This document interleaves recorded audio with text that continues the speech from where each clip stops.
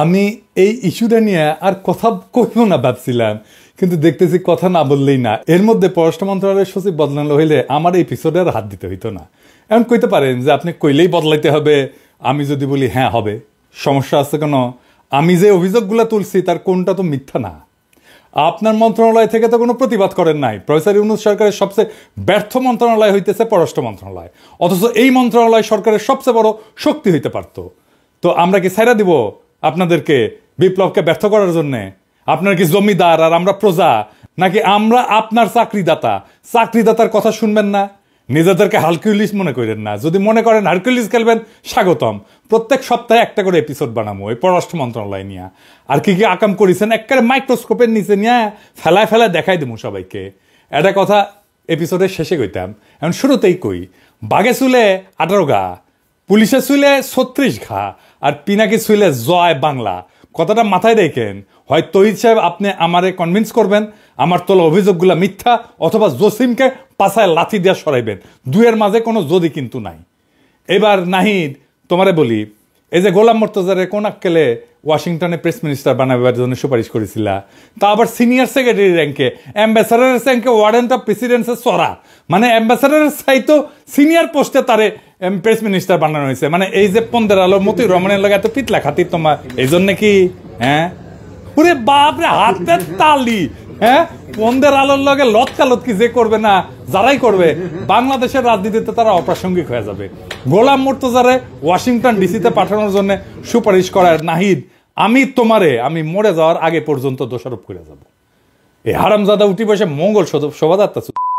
এই যে দেখেন, বাংলাদেশকে ইসলামকে ডেমোনাইজ করার ইন্ডিয়ান কালচারাল হেজিমনির পক্ষে বয়াদ উৎপাদন করায় আমার রক্তে, আমার অশ্রু, আমার কান্না, আমার ত্যাগ, আমার লড়াইয়ের পথ মারায় হারামজাদা। এটা আমি ছাইরা দেবো? এটা আমি হবার দেবো? কয় আওয়ামী লীগের হরতাল আর সিপিবি অফিস দখল নাকি একই জিনিস। হারামজাদা গোলাম মোর্তজা তোর বাপ সিপিবির প্রিন্সেস জিগা। আমি তারে আগের রাতে কইছিলাম কিনা যে তাকে অফিসে পরদিন ঢুকুম না? যা জিগা, আমার হাত পা ধরেছিল কিনা প্রিন্স, জিজ্ঞাস কর। আগের দিন গণমিছিল বাতিল করেছে, গুতেরেস আছে সেই দিন, তাও আমি সেদিন ঢাকাত গেঞ্জাম লাগামু। তাই চাস গোলামের বাচ্চা, তোর যখন হাউস হচ্ছে কামটা করবো, শিগগিরি করবো। দায় গোলামের বাচ্চা তোর। দেখ আমি কি করতে পারি। তুই চাই ওরে চাকরি বিধি শেখার নাই, ওই ফেসবুকে এইগুলা লিখবার পারে চাকরি করিয়া আপনার নামে মামলা দিব। চাকরি বিধি লঙ্ঘন করার পরে ওরে কিছু না কয়, ওরে যদি না খেদাইছেন পররাষ্ট্র মন্ত্রণালয় থেকে, তাহলে কোনো খবর আছে, আপনারও খবর আছে। এই গোলাম তুই দেশে ফিরবো না? ফিরবো তো, তোর গোয়ার মধ্যে ইন্ডিয়ান গিরিবাস কবুতর ঢুকে দেয় না, হাততালি দিব, হাততালি। আর গিরিবাস কবুতর খালি পাক মারবি তোর গোয়ার মধ্যে। খেয়াল রাখিস, হাসিনাকে আমরা শুধু খেদাই নাই, হাসিনার রাজনীতিও খেদাইছি। হাসিনা উত্তরে ইন্ডিয়ান সেকুলার অনুপ্রবেশ রাখবার পারবো না কয়ে দিলাম। যাক তহিদ সাহেব, যখন জসিমেক সরাবি না, তাই জসিমেক নিয়ে সেকেন্ড ডোজ দিয়ে আসেন। অগ্নি আমি 3রা মাস তারিখে একটা এপিসোডে হাসিনারে দালাল নিয়ে কথা কইছিলাম যে ভারতের কাছে মাথা বেচা এই পররাষ্ট্র সচিবের কিছু অপকর্ম তুলে ধরেছিলাম। আমি কইছিলাম যে কিভাবে পররাষ্ট্র মন্ত্রণালয়ে আওয়ামী পুনর্বাসনের কাজ করে চলেছে এই জসিমউদ্দিন। সে ভিডিও প্রচারের পর দেশ বিদেশে বিভিন্ন প্রান্ত থেকে জসিমউদ্দিনকে নিয়ে আমার কাছে অনেক ফোন টোন দেয়। কি বলবো আর বলেন, যে আমি নিজেই অবাক যে কিভাবে এরকম একজন দালালকে পররাষ্ট্র সচিব নিয়োগ দেওয়া হয়েছিল। জসিমউদ্দিনকে পররাষ্ট্র সচিব করার নেপথ্যে যে 3 জন লোক ছিল তাদের কথা আমি তুলে ধরছিলাম। এর মধ্যে একজন মোজাম্মেল, যে কিনা পরবর্তীতে জসিমের কুটচালে প্রধান উপদেষ্টা একান্ত সচিব হিসেবে নিয়োগপ্রাপ্ত হইয়াও সেখানে যোগদান করতে পারেন নাই। আরও ছিল জসিমের বড় ভাই, সাবেক বিএনপি নেতা এবং বর্তমানে এলডিপির রাজনীতির সাথে যুক্ত সালাউদ্দিন কারমা। উই নাকি আবার বিএনপি ফিরিছে, এখন তো ফিরবি। হ্যাঁ, তবে সবচেয়ে মুখ্য ভূমিকা পালন করছে পররাষ্ট্র উপদেষ্টা তৌহিদ হোসেন। আপনি নিজে এখন ওর পিঠ বেঁচে যাচ্ছেন, জানি তো। তৌহিদ সাহেবকে নিয়ে আমার এপিসোডে আমি কোনো কথা বলি নাই। মুরব্বী মানুষ, বয়স হয়েছে, ইউনূস সরকারের উপদেষ্টা, তাই ভাবিছিলাম তার নিয়ে বেশি কোনো কথা বলবো না। কিন্তু আমাদের গ্রাম দেশে একটা কথা আছে না, আক্কেল মানুষের ঠুসা আর ব্যাকল মানুষের ঘুষা, একই কথা। কিন্তু আমাদের তৌহিদ সাহেব তো বিএনপির সুপারিশে সরকারের উপদেষ্টা হয়েছেন, তাই জনতার মুখের কথা ওনার কাছে কোনো গুরুত্ব বহন করে না। উনি বিএনপি খুশি করিচ্ছেন। আমি আগে কইছিলাম যে বিএনপি আর আওয়ামী লীগ হইলে একই মুদ্রার এপিটোপিট। এরা বাংলাদেশে এদের 5 দশকের লুটের রাজনীতিকে বহাল রাখতে চায়। বিএনপি জানে যে জনতার শক্তি মোকাবেলা করার সক্ষমতা তাদের নাই, তাই আওয়ামী পুনর্বাসনের মাধ্যমে নিজেদের সেফ এক্সিট নিশ্চিত করতে মরিয়া হয়ে উঠছে আমাদের বিএনপি। ভাই আপনারা তো সহযোদ্ধা, আপনাদেরকে এতদিন পরামর্শ দিতাম, এখন জনগণ যেভাবে আপনাদের নিয়ে উপহাস করে তাতে আমার রাগ হয়, কারণ এই বিএনপি জিয়াউর রহমানের না, আবার খালেদা জিয়ারও না, এই বিএনপি সাদাবাজদের, লুটেরার আর আওয়ামী পুনর্বাসনকারীদের। এত কথা বললাম কারণ এই জসিমকে তার পদে রাখার জন্য এখন মরিয়া হয়ে উঠছেন আমাদের তৌহিদ সাহেব, যারা বিএনপি রিকমেন্ড করছিল পররাষ্ট্র উপদেষ্টা হিসাবে। একজন ভারতের দালালকে রক্ষা করার জন্য আমাদের পররাষ্ট্র উপদেষ্টা এত চেষ্টা কেন? কি তার উদ্দেশ্য? এতে বিএনপি আর আওয়ামী লীগের কি লাভ? আর কোন কোন আওয়ামী দালালকে লালন পালন করতেছেন আমাদের এই তৌহিদি জসিম সাহেব, তা দেখলেই সব বুঝতে পারবেন। চলেন আল্লাহর নামে শুরু করি, দেখাই দিই সবকিছু।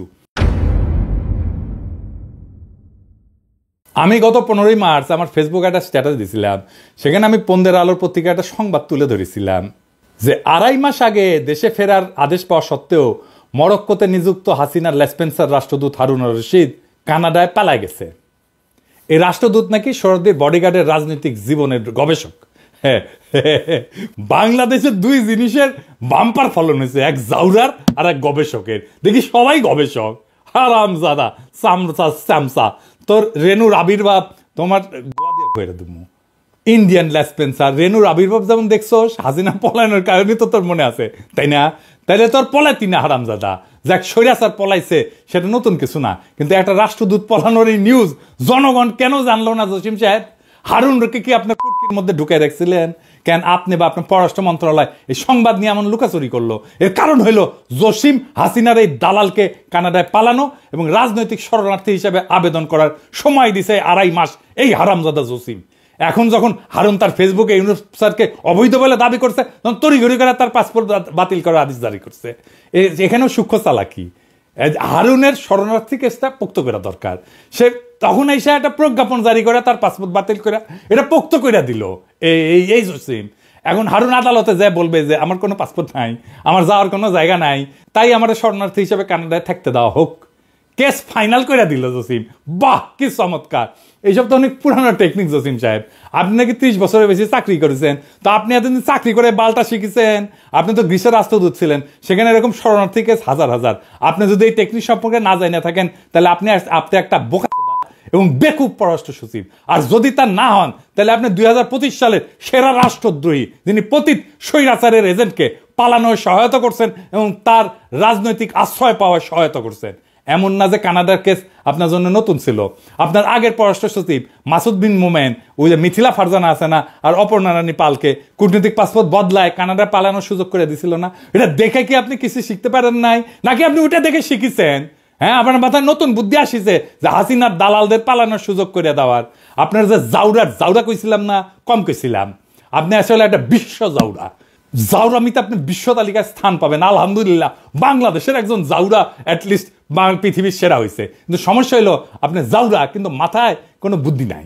আপনি যখন এই কাজের কাজ করেন, তখন আপনার প্রধান সহযোগী নাজমুল হক ছিল মহাপরিচালক প্রশাসন। নাজমুল নিয়ে গত পর্বে অনেক করছি। পাক্কা আওয়ামী পরিবার থেকে উঠে আসা কর্মকর্তা নাজমুল, যাকে মাসুদ বিন মোমেন গোপনে মহাপরিচালক প্রশাসন বানায় যায় আওয়ামী লীগপন্থী অফিসারদের সেট প্যাসেজ দিতে। জসিম নাজমুল সিন্ডিকেট তাদের 5 মাস সময় হারুনের মতো আর কি কি অপকর্ম করেছে তা আস্তে আস্তে প্রকাশিত হবে। আমার কাছে খবর আসিচ্ছে। যাই হোক, এটা পরে আসিচ্ছি। পররাষ্ট্র মন্ত্রণালয়ের মেরুদণ্ড আর কর্মকর্তাদের মনোবল ভেঙে দিয়া ভারতের বিপক্ষে একটা দুর্বল কূটনীতি গড়ে তোলায় এই আপনাদের মিশন, তাতে কোনো সন্দেহ নাই। তৌহিদ জসিমের মিশন এইটা। কেমন পররাষ্ট্র সচিব সুপারিশ করলেন আপনি তৌহিদ সাহেব? মানুষ চিনতে না পারেন, কিন্তু দালাল চিনতে না পারলে তো এই সরকার আপনার জায়গা থাকা উচিত না। দালাল চিনতে না পারলে আপনি নতুন বাংলাদেশের জন্য কি অবদান রাখবেন? জসিম সাহেব, আপনি কেমনে জানলেন যে আমি পিনাকি আপনার এই চালাকি ধরবে পারবো না? আমি তো হাসিনার নির্যাতনে ফ্রান্সের শরণার্থীর আবেদন করেছিলাম। আপনার তো জানা দরকার ছিল, যার কেউ বুঝুক না বুঝুক, আমি অন্তত আপনার এই ধান্দাবাজি ধরবে পাবো। হারুনের পালানো আপনার অগোচরে হয় নাই জসিম সাহেব। এই গল্প অন্যদের শুনায়েন, আমারে না। আমরা আপনার গল্প বুঝবার পারিছি। গোয়েন্দা সংস্থা দিয়া আপনার বা আপনার সহযোগীদের মোবাইল ফরেন্সিক করলে হারুনের সাথে আপনার যোগাযোগের স্পষ্ট প্রমাণ পাওয়া যাবে, আমি নিশ্চিত করে কইবার পারি। তৌহিদ সাহেব, বিয়া কইরাও থুক্কু দেওয়া যায়, তালাক দেওয়া যায়, কিন্তু আপনি জসিমের মতো এরকম দেশ বেচা বাটপার পররাষ্ট্র সচিব সুপারিশ করে যদি থুক্কু দিতে না পারেন, তালাক দিতে না পারেন, তাহলে আপনাকে নিয়ে আমাদের বিশেষ অনুসন্ধান চালানো প্রয়োজন হবে। অবশ্য মানব জমিন পত্রিকা আপনারা নিয়ে ভালোই অনুসন্ধান চালাইতেছে। দেখেন, আপনি কয়দিন আগে নিজেই কি বলেছেন যে আপনি ব্যর্থ। তো ব্যর্থতার দায় স্বীকার করে চলে যান। আছেন কেন এই পদে এখনো? খুব মজা না ক্ষমতা মাখনে খাইতে? খুব মজা না? নরম না? হ্যাঁ, ব্যর্থ হইয়া জনগণের টাকা বেতন নিতে লজ্জা লাগে না তহিদ সাহেব আপনার? জসিমের মতো একটা হাসিনার দালালকে কেন আপনি সুপারিশ করেছেন? কেন তার সব অপকর্ম ঢাকার জন্য আপনি এত মরিয়া? কি উদ্দেশ্য আপনাদের? আসেন সেটা একটু দেখি। জসিমের মূল উদ্দেশ্য বোঝার জন্য বেশি দূর যাওয়া লাগবে না। গত 18 অক্টোবর 2024 সালে বাংলা ট্রিবিউনে একটা সাক্ষাৎকার ছাপা হয়। সেটি উনি কি কইছেন সেটা না দেখি। উনি কইছেন, অন্তর্বর্তী সরকারের সফলতার উপর বাংলাদেশের ভবিষ্যৎ পররাষ্ট্রনীতি কতটুকু শক্তিশালী হবে সেটি নির্ভর করছে। অন্তর্বর্তী সরকারকে বিদেশিরা গভীর আগ্রহ নিয়ে পর্যবেক্ষণ করছে এবং একই সঙ্গে এই কাজে আন্তরিকভাবে সহায়তা করতে চাইছে। এর অভীষ্ট ফলাফল হচ্ছে নির্বাচনের মধ্য দিয়ে পরবর্তী যে সরকার আসবে তাদের সঙ্গে বিদেশিদের সম্পর্কের অন্যতম নির্ধারক হবে দেশীয় সংস্কারের সাফল্য। হারামজাদা বিশ্বজাদা, নির্বাচনের জন্য একেবারে পাগল হয়ে গেছো। হ্যাঁ, একেবারে বিএনপির কেস ফলো করিচ্ছ না? বিএনপির লিখে দেওয়া টেক্সট না? নির্বাচনের পরের সরকার কি করবে এটা ভাবার তোর কাজ। জসিমকে নিয়ে করা আগের পর্বে আমি বলছিলাম যে বাটপার এখন বিএনপিকে ক্ষমতা আনার জন্য পাগল হয়ে গেছে, আর সেই সাথে বাস্তবায়ন করতেছে ইন্ডিয়ান প্রেসক্রিপশন, যেটা হলো ইউনূস সরকারের দ্রুত বিদায় আর আওয়ামী লীগের পুনর্বাসন করা। আগের পর্বে আমি বলেছিলাম না যে জসিম এই সরকারের লেজিটিমেসি আর বিপ্লবের ন্যারেটিভ নিয়ে কোনো কাজ করে নাই? কেন করে নাই তা এখন পরিষ্কার। তো এই কাজ যে করা লাগবে এমন কথা যে জসিম জানতো না তা কিন্তু না। এই সাক্ষাৎকারে দেখেন এই হারামজাদা কি বলিছে।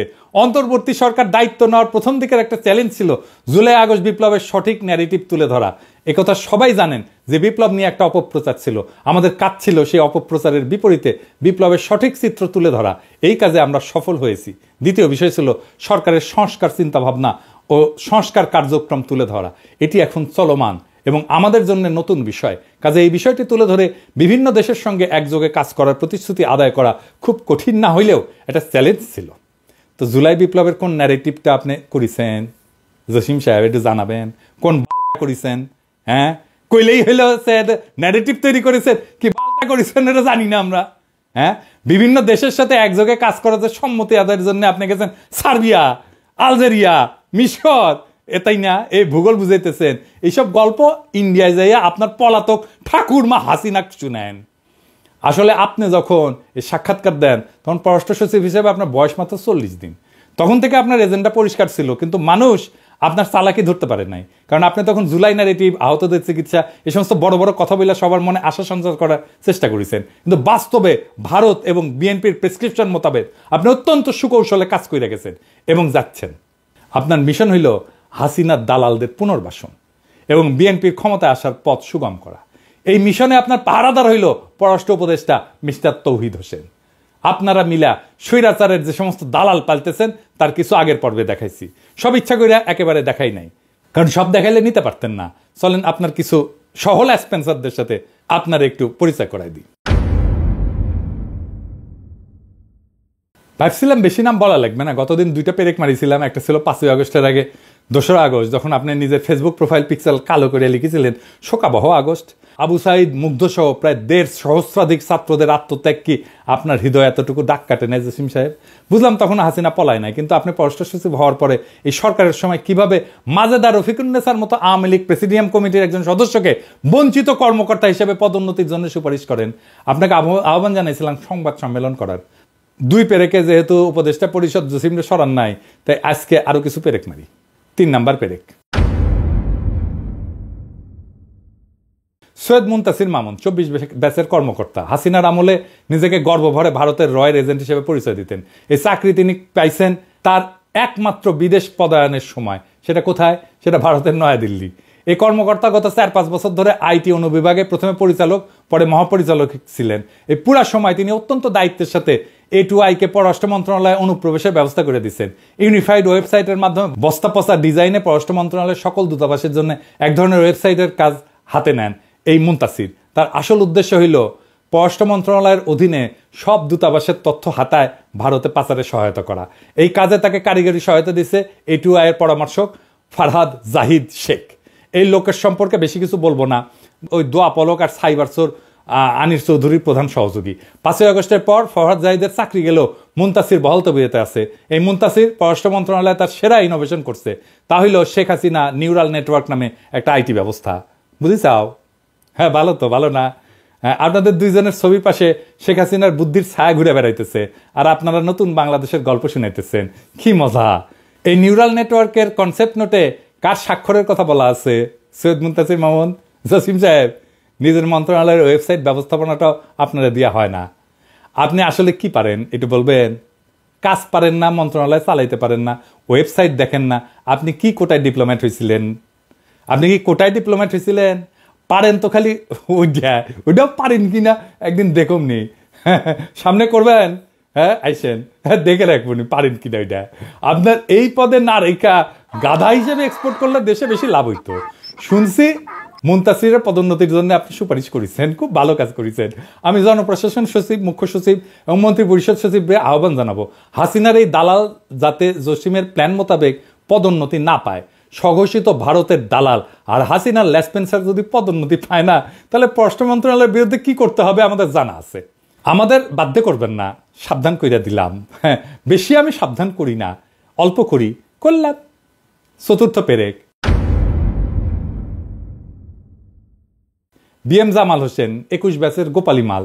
এই ব্যাচটা পুরা আওয়ামী দালালের ভরা। নাজমুল আছে এই ব্যাচেরই। তো আসেন এই বিএম জামাল নিয়ে বলি। এই জামাল হাসিনার সময় কলকাতায় উপ হাই কমিশনার ছিল। ওই সময় ভারতের রয়্যাল এজেন্টদের সাথে মিলা পশ্চিম বাংলার ভারতীয় মুসলিমদের অবৈধভাবে বাংলাদেশে পুশব্যাকে সহযোগিতা করছেন। এই যে দেখেন, কলকাতা থেকে হারবাল খাইয়া যখন এই দালাল দুবাই গেছে, তখন দেখেন সভা সেমিনারে কি বলে দেখেছেন? সে নাকি ভারতের ব্যবসা প্রসারে কাজ করেছেন। এই অনুষ্ঠানের আয়োজক ছিল মহারাষ্ট্র বিজনেস নামে ভারতীয় ব্যবসায়ীদের সংগঠন। হারামজাদা গোপালী দালাল দেশের বেতন নিয়ে ভারতের অনুষ্ঠানে যায় ভারত প্রেম, হ্যাঁ মাদার, তোদের মতো দালালদের থাপ্পায় থাপ্পায় পাবলিকে পররাষ্ট্র মন্ত্রণালয় থেকে কেন বাইর করে দেয় নাই? আমি এটা বুঝি না। কি জসিম, খুব ভালো লাগে নাকি রে জামাল রে? নাকি জামাল গোটা খাইছ? হ্যাঁ খাইছ? এই জামাল জুলাই বিপ্লবের সময় দুবাই পুলিশে অভিযোগ কইরা 57 জন প্রবাসীকে পুলিশ দিয়ে গ্রেপ্তার করায়। জামালের বিরুদ্ধে প্রবাসীরা অভিযোগ জানায় আমাদের প্রবাসী কল্যাণ উপদেষ্টা আসিফ নজরুলের কাছে। সেই অভিযোগে উল্লেখ করে পররাষ্ট্র মন্ত্রণালয়কে একটা চিঠি পাঠায় প্রবাসী কল্যাণ মন্ত্রণালয়। এই যে এটা কিন্তু তৌহিদ জসিম গং মিলা সেই চিঠির কোনো ব্যবস্থা না নিয়া জামালকে মহাপরিচালক পদে বসাইছে, দায়িত্ব দিছে আফ্রিকা অনুবিভাগের। বাহ জসিম বাহ, বিপ্লবের বিপক্ষে তোমার স্পষ্ট অবস্থান প্রমাণে আর কি লাগবে? প্রবাসী ভাইয়েরা দেখেন পররাষ্ট্র মন্ত্রণালয় আপনাদের কি উপহার দিতেছে।